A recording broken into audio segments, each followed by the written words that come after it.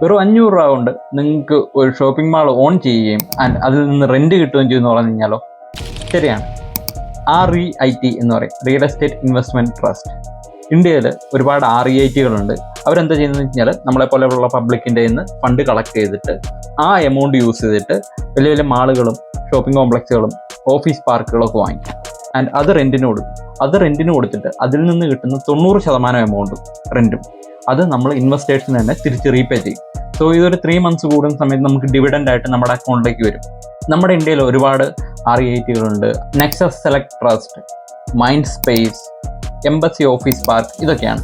So നമുക്ക് നമ്മളുടെ demat account വഴി നമ്മുടെ സ്റ്റോക്ക് ബ്രോക്കറിൻ്റെ അക്കൗണ്ടിൽ കൂടെ തന്നെ നമുക്ക് ഈ ഓരോ REITകളും പർച്ചേസ് ചെയ്യാം. REIT നമ്മളുടെ സ്റ്റോക്ക് സെർച്ച് ചെയ്യുന്ന ഭാഗത്ത് തന്നെ നമ്മൾ സെർച്ച് ചെയ്ത് കഴിഞ്ഞാൽ ഇതുപോലുള്ള REITകളുടെ ലിസ്റ്റ് കിട്ടും. സോ അതിൽ നിന്ന് നമുക്ക് REITയിലേക്ക് ഡയറക്റ്റ് ഇൻവെസ്റ്റ് ചെയ്യാവുന്നതാണ്. നമ്മുടെ ഡിമാറ്റ് അക്കൗണ്ട് ലിങ്ക് ചെയ്ത് വെച്ചിട്ടുള്ള ബാങ്ക് അക്കൗണ്ടിലേക്കായിരിക്കും നമുക്ക് ഡിവിഡൻഡ് പേ ഔട്ട് 3 months കൂടുന്ന സമയത്ത് നമുക്ക് കിട്ടുന്നത്.